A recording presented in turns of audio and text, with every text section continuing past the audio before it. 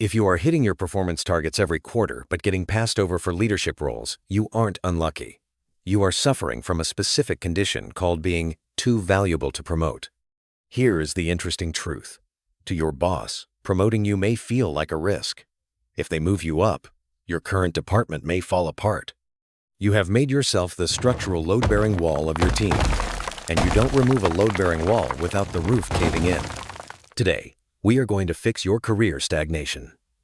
I'm going to show you the replacement framework, how to lower the cost for your boss of losing you, so you can raise the price of keeping you. Visualize a 2x2 matrix. On the y-axis is performance. On the x-axis is replaceability. You might think your goal should be to be at the top left. High performance, low replaceability. That's wrong. That is the workhorse trap. You are indispensable, which means you are stuck. We need to move you to the top right, high performance, high replaceability. This sounds counterintuitive, right? But sometimes in succession planning, if you cannot be replaced, you cannot be promoted at that time. So let me share with you the 3 steps to architect your own exit. Step 1 is tactical documentation. You hold too much tribal knowledge.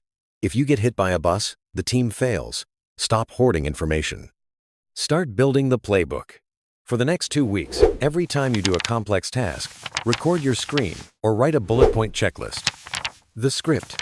When your boss asks why you are spending time on this, you say, "I'm building a standard operating procedure for my core tasks. I want to ensure the team's stability isn't dependent solely on my presence. It's an insurance policy for the department." This signals you are thinking like a leader, not just a doer. Step 2 is strategic delegation. You need a successor. Identify the highest potential junior who can be trained. This isn't about dumping work. It's about upskilling. Hand off your documented playbook to them. Let them fail safely while you are still there to catch them. The script. Here is how you position this to your junior without sounding lazy. I want to help you get to the next level. I'm going to train you on Task X.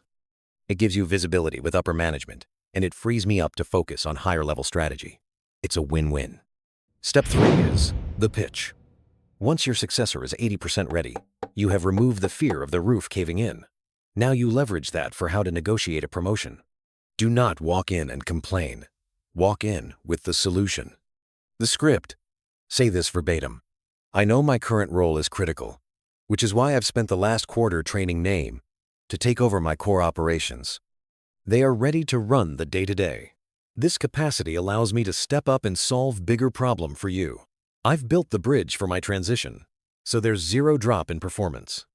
You didn't just ask for a job, you de-risked the decision for them. Stop being a load-bearing wall. Start being an architect.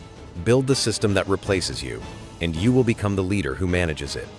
Subscribe for more high-speed career strategy, or reach out for personalized guidance.